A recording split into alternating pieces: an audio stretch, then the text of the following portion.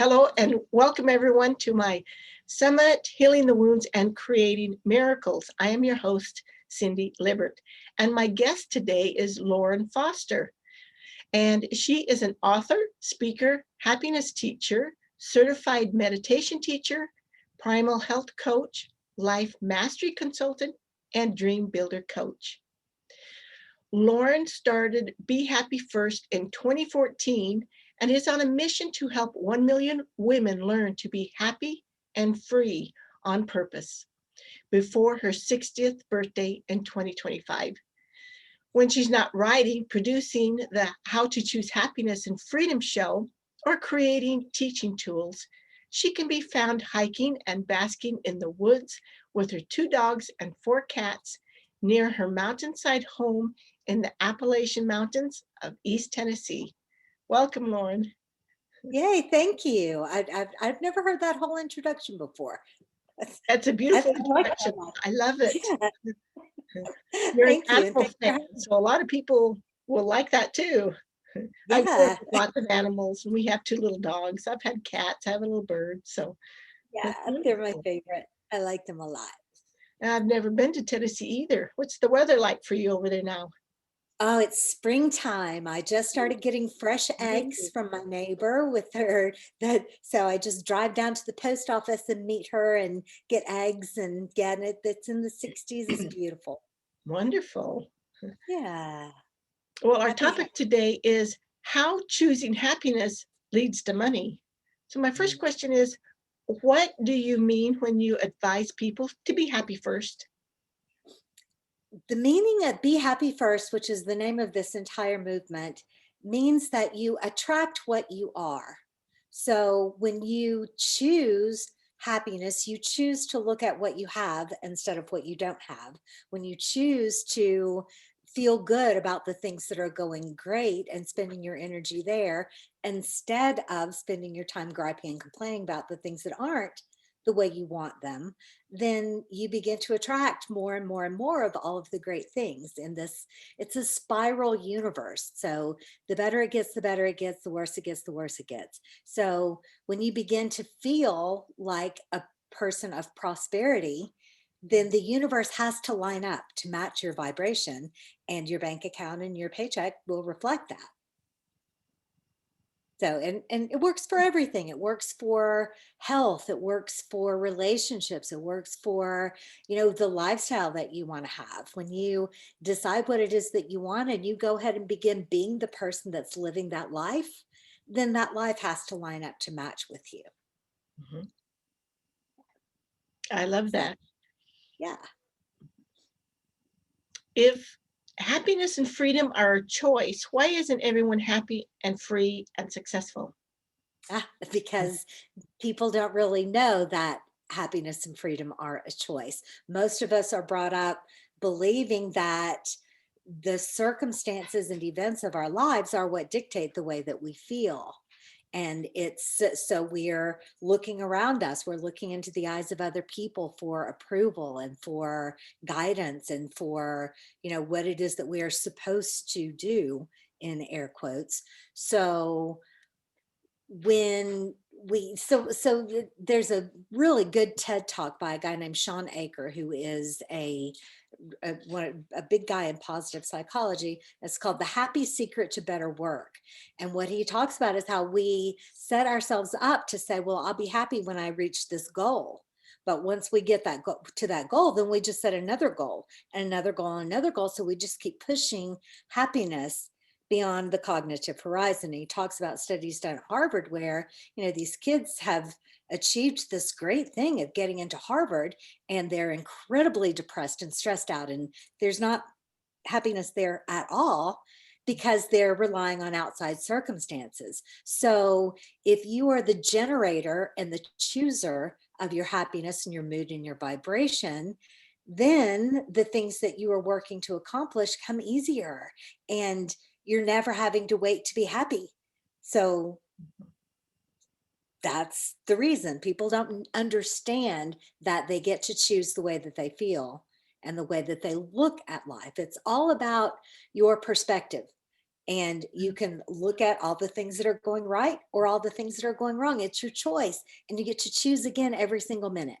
So if you find yourself in a horrible mood and feeling bad, that's an indication that the thoughts that you're thinking and the place that you're putting your attention is not in your best interest and is not on things that are pleasing to you. So you can change your mind. I'm not going to look over here at this pile of bills that I can't pay.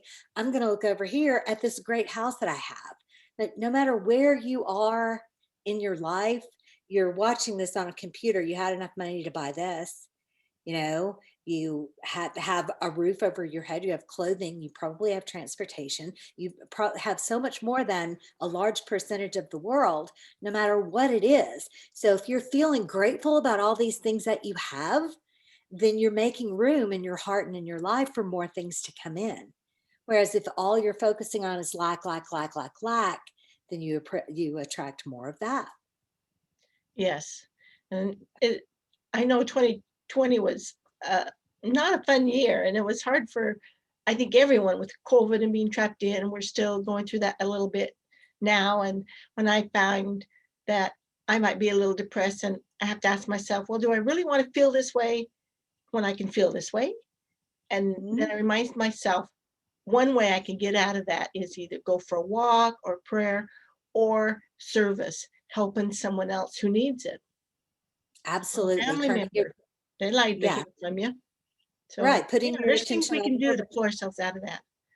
Absolutely. And just for the record, 2020 was an amazing year for me. I paid off a ton of debt. I published a best-selling book. I published approaching 100 episodes of my show. It was an amazing year for me. Wow, And wonderful. right, yeah. So, I mean, 2019 was also an amazing year, and 2021 is it's just getting better and better and better because I refuse to let the tumultuous activities and energy of the world dictate how I felt There you go. and what I was Yeah, accomplishing. So yeah, it's counting our 2020 is blessings. a perfect example. Yeah. Yeah, It's yeah. yeah. There's things we can accomplish and have accomplished. Yeah, we've got to focus on the positive things like you mentioned. Yes, and so many gifts came from all of the lockdown and the quarantine, and so many happy people are working from home now and getting back 3 or 4 hours of their day that they were spending driving and putting on makeup and you know getting dressed and doing all the things that get you into an office and more productive, less time around the. I mean, I could talk about the gifts of the Yeah, pandemic all day long. There's yeah. there's lots, Wow. less pollution, less danger on the roads, more people paying attention to their health and deciding that they want to be strong and healthy in the event of things like this. So there's lots of gifts. There's always gifts. There's always something to learn. There's always benefits from everything, no matter how awful it looks. Yes, Uh, true. Thank you. yeah. Well, have I asked you this question yet? How does choosing happiness affect the flow of money? Well, no, not specifically, but it's just a if you are filling your vocabulary with things like I can't afford that or resentment towards people who have money, or if you have limiting beliefs around money that such as rich people got there by trotting on the heads of other people or taking advantage, and these are beliefs that have been kind of reinforced. If you look at our literature, look at our fairy tales, the Scrooge and the evil queen, and the bad guys lots of times were the ones with money, and the good, noble, humble people, Snow White forced to live in the woods. So we have those images kind of in our mind that wealth equals, bad power and bad Hmm, stuff. mhm. And if we have to reframe those beliefs around money and instead say things like I love money, money's amazing, money is going to allow me to serve the world in the way that I want to serve in much bigger ways. And lots of really, really rich people are doing amazing things in the world. And that's very easy to find if that's what you're looking for. And Mhm. so when you change the way that you are looking at the world changes. Just like Wayne Dyer said in his awesome book, Change Your Thoughts, Change Your Life. And so, yeah, when a person that feels happy and prosperous will become happy and prosperous. A person who feels lacking and poor and desperate will remain lacking and poor and desperate and become even more so. Mhm. Change your thoughts first. Thank Mhm. you. Yeah. What are the steps to make a new choice if you're unhappy in your current work or your business? The steps to making a new choice. Okay, so if you're in a job that doesn't please you, you don't like it, you don't like where it is, you don't like the money, in any way, if you're not fulfilled and happy and satisfied in the work that you're doing, start forming a picture in your mind, create a vision of what that dream job would look like. What would you be doing if you really could do anything that you wanted to do? And these are not really first or second steps, these are kind of at the same time steps. So you have an idea of the type of work that you want to do, the way you want to be spending your days, and then you become that in your current job. You make the absolute most of where you are. You turn your attention away from the things that you don't like and put your attention on the things that you do, and do the very best job that you can, and make every ounce of work that you do where you are important and reverent and special on purpose. And then you become the person that must attract bigger and better things, and you'll make your way to that dream job quicker than you think if you are learning to be happy right where you are. Mhm. Cool. Is that a complete enough answer to that question? Yes. Yeah. Okay. Okay, so Lauren, what is the number one action you recommend to begin succeeding in business and finances? It's the same thing. It's changing your mindset. It's appreciating what you have and managing what you have. I seem to be just referring to all my other teachers in this interview, but they're popping into my mind. There's a book by T. Harv Eker called The Millionaire Mind, and he gives an example of a 5-year-old. You take a 5-year-old to an ice cream store, and he sees this big triple dip ice cream cone, and he wants one of those. So you get it for him. But he's little and he's 5, and he drops the whole thing because he can't manage 3 scoops of ice cream. So are you going to turn around and buy him the same thing again? Or are you going to give him something smaller that he can manage? And so the universe treats us in this way as well regarding our money. So no matter how little money you believe that you have, manage it and respect it and have reverence for it and gratitude for it. And this sends a signal to the universe that you're managing what you have so you can handle more. And begin to just kind of change the mindset that you have around the amount of money that you deserve, the amount of money that's possible. So you're sort of changing your vessel. But most of us get locked into a bracket of the amount of money that we're used to making. And you'll see this in lottery winners. People will win millions and millions of dollars, but in a really short time, they'll wind up back with what they had because they didn't make the changes in themselves that turned themselves into a vessel that would accommodate millions of dollars. So changing your mindset around that is not simple. Now, you can't just flip a switch and say, oh, I have a millionaire mind. Now, saying that over and over and over and over again will eventually teach your subconscious that larger amounts of money are possible and that the universe is infinite, but it takes a long time. It takes time to reframe your brain. So just begin expecting a little bit bigger things, a little bit bigger things, a little bit bigger things, and raises, and picture what it's going to feel like when you have all the money that you want. What does that security and safety and lack of worry feel like?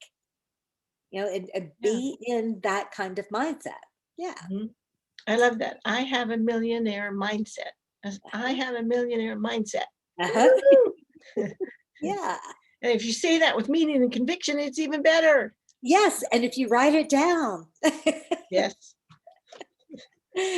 write it in your journal. Okay. Yeah. Yeah, so in the I think we're actually getting to where we're about to talk about the free gift. But the gift is a journaling guide for creating a great morning ritual for starting your days on purpose. And that's one of the things that you do is creating your own affirmations. Um, and you're just deciding the kinds of ways that you want to think and be, and then writing those down. So there's tons and tons of affirmation cards, and I mean you can find affirmation tools everywhere, but sometimes if you read an affirmation card that you're not really lined up with, it can just make you mad and make you feel worse. So if you're sitting here wondering how you're going to pay the rent and you see a card that says, "Oh, I am a money magnet and money comes easily and frequently to me." You're like, "You're right, it does." That's not true. This is not going to feel right to you. But if you are writing your own affirmations in the morning and you say, I am becoming more and more prosperous every day. I am open to ways of earning more money. I am welcoming the universe to bring me more abundance. I am worthy.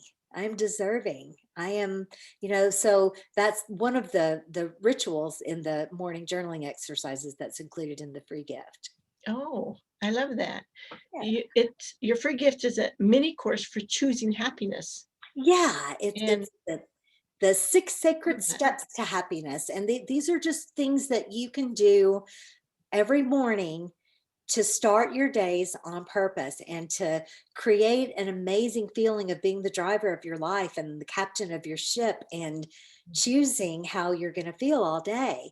And so the first morning you might be able to hold on to that happy feeling maybe till you get to the restroom, depending on how good you are at this already. But as you start to pay attention and to appreciate how good it feels to feel good, then you'll start making choices like, you know what, I'm going to not turn on the news because I can't hold on to my good mood and look at those images on the screen.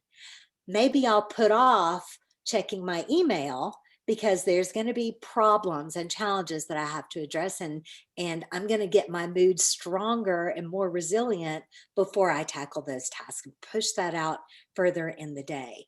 And so as you teach yourself that you get to feel good if you choose to, then it will become more and more important to you and you will give it more and more attention, and then it gets easier and easier. I had a thing happen recently that is such a small thing, but it so identified to me how I have mastered this gift of never letting anything upset me. So I woke up and it was dark and I went to turn the lamp on and it didn't turn on. And for some reason, I just assumed that the power was out. I don't know why I assumed that. I just did. And I'm like, oh, okay. Well, I can make my coffee in a French press because obviously the coffee maker won't work. And I love French press coffee. So that's going to be cool. And I'll light my lamps and my candles and I'll do my journaling by candlelight and lamplight. And I was halfway through half of this. I had lamps lit. And then I looked over at the stove and the numbers were on. I'm like, oh, well, the power wasn't off at all. So, but the thing is, I never for a minute said, ah, darn, the power's off. I never even came up with one complaint. It was just already looking forward to finding new ways of doing things and the fun in doing things in a different way to accommodate the assumed lack of power that wasn't there. So you can react this way to everything, you know, once you learn. yeah, I like how you said how we can react to things differently. I never Yes. thought to journal by candlelight. To me, that sounds like a lot of fun. I'm going to try that. Yeah, Cool. Yeah. it I'm a is. journal person. I'm an avid reader. I have to have the books, and turn the pages. So, Right. Right. Yeah, it's absolutely. But when I'm in the process of writing a book called Happy and Free on Purpose, and um, I have a very strong philosophy of not doing anything you don't want to do. If there's something that you feel must be done and you absolutely can't avoid it, find a way to enjoy it, find a way to make it feel good and fun. Mhm. And so as I was, it was, I needed, the deadlines were coming and I needed to finish, I need to finish the book, but I just couldn't get in the mood to write. I write on my laptop, and I thought, well, what if I made some cinnamon tea and I lit some candles and I got in a comfy place and just wrote longhand part of my book. And that felt so good and so fun. And all of a sudden the words were flowing freely and it was amazing and cool and fun. And you can do that with everything, anything. I mean, we could sit here and make up examples all day long. You could throw them at me and I could tell you how to make them at the very least okay. Yeah. But at best, joyful and fun and something that you really want to do. Yeah. That's great advice. Thank you. Sure. Well, I want to remind all the listeners that Lauren's free gift, the tab is just below, and you can find out the information also, and you can find her at www.behappyfirst.org. Yep. So Lauren, it was a pleasure to have you here. Thank And you. any last advice, or I'm excited that your book's coming out. I'm very excited too. It should be out in late May, around May 20th, I think is the date that we're Wonderful. projecting for everything being all put together. And that's a wonderful journey. And the book is actually designed to be a guide that you could use to teach a class, you could do together as a book club and work through all of the processes, and and just learn to be the Wonderful. master of your life. So happy and free on purpose, this is the last thing that I'll say, is so the on purpose part is a double meaning. It means, like when your little brother said, she did that on purpose. You're doing things intentionally, but it also means that you are on your own path, that you are living your life according to your divine and unique purpose, which is the absolute best feeling in the world, when you know what it is that you want to do in the world and you're creating that life on purpose. Mhm. It's the best feeling there is, and it's full of magic. Wonderful. So Yeah. choose happiness Choose happiness. first. Yes. Love. Happiness is a choice. You can always choose to be happy first. That's the entire message. Thank you. And Thank that's a you. beautiful note to leave on, to leave everyone. So thank you for joining us, Lauren. Love you and your wisdom. And Thank you. we'll see everybody again soon. Bye for now. Bye. And remember, their information's below. Check out the free gift.